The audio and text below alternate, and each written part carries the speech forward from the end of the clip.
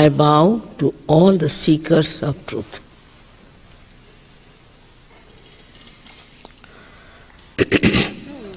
First of all, we have to know what is the truth.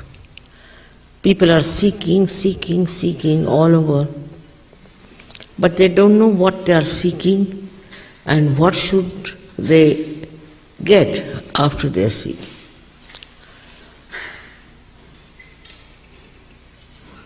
This seeking can lead you into many diverse directions. Some of them could be very, very dangerous and absolutely misleading. And many must have also felt that way. I am sure there are many who have found it out, but they think there is no way they can return.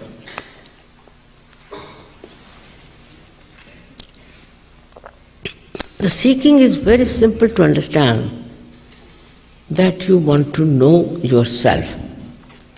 All the time we say, I want this, I like this, I that. But who is this I? What is it? Who is this one myself? What am I? Do I know anything about myself? It's very superficial knowledge we have about ourselves. Everybody has said, all the religions have said, you should know yourself. There's no difference on this point. Actually, in all religions, if you go in the essence, there's no difference. According to time, it was a little bit stressed on one point and sometimes on another point. But the fundamental thing is that you have to know yourself.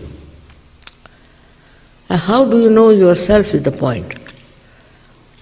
People will say, do this, give up everything, give up your family, give up everything, wear this kind of dress, cut your hair or shave your hair and all that nonsense. It's so outward.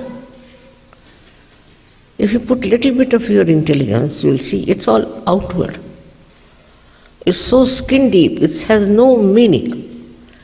So what has to happen? We talk of a last breakthrough of the evolution. How do you achieve it? When you are evolved up to the state of human beings, we have to know one thing for definite, that there's something missing within us. Otherwise, the world would have been a most beautiful place, the paradise to live in. But something wrong with the human beings, and what is that? Is to understand how we have come through evolution. And as human beings, there are so many things of the animal stage lingering within us. The way we talk, the way we try to appraise others, the way we talk to sort of dominate others, the way we want to snatch everything, the way we are only worried about our food, this, that, all this is not really noble human beings' sides. These are all lingering from that animal instinct. All right, we have to accept, because we are human beings, so they are to be there. The thing so much frightening. But also we have one more thing, that we think. And we think and think and think and think no end of ourselves sometimes. Sometimes we think we should protest for this.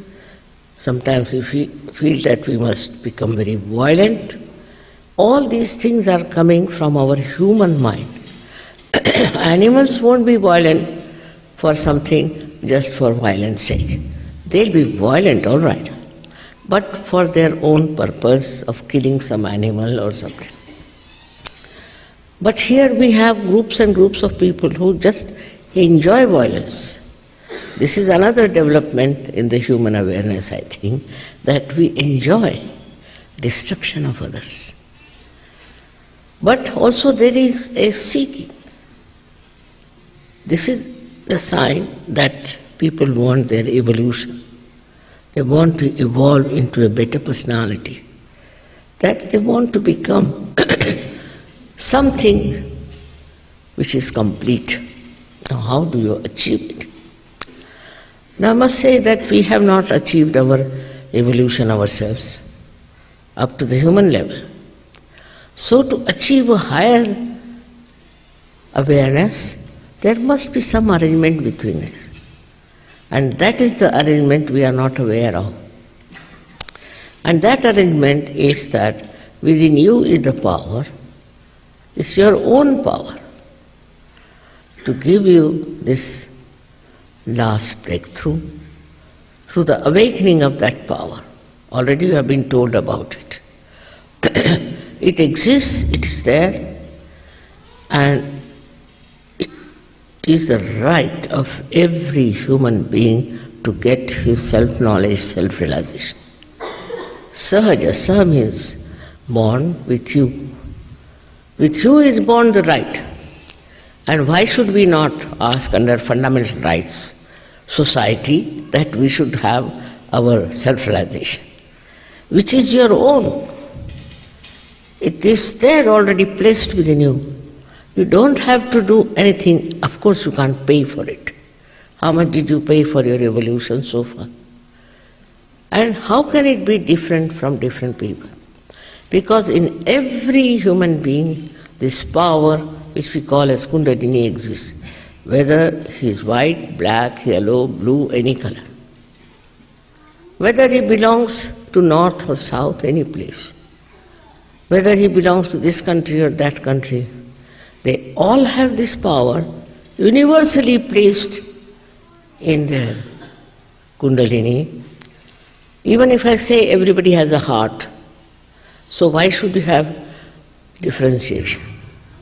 But this mind, this human mind creates this differentiation and this problem saying that, of course, they are not of our country, they don't belong to a group.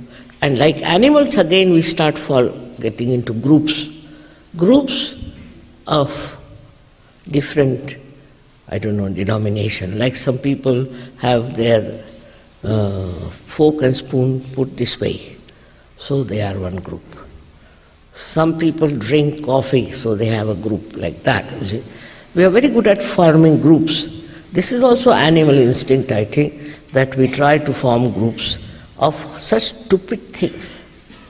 And then we can have wars, because we must fight. We are a group, something great, so we should fight others. All these instincts that are within us are inheritance.